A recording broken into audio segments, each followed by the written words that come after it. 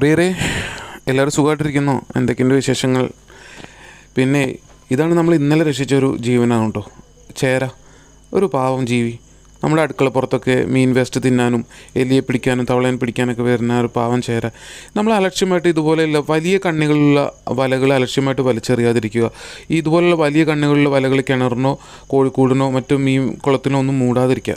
Nice ചെറിയ കണ്ണികളായിട്ടുള്ള കൊതുകുവല പോലെ അതുപോലുള്ള വലകൾ നമ്മൾ മേടിച്ച് ഉപയോഗിക്കുക. മനസ്സിലായില്ലേ? ആ വലിയ കണ്ണികൾ വലകളാകുമ്പോൾ ഇതുപോലെ ജന്തുക്കൾ കുടുങ്ങിയിട്ട് വല്ലാത്തൊരു ദുരവസ്ഥ നമുക്ക് നേരിടേണ്ടി വരും.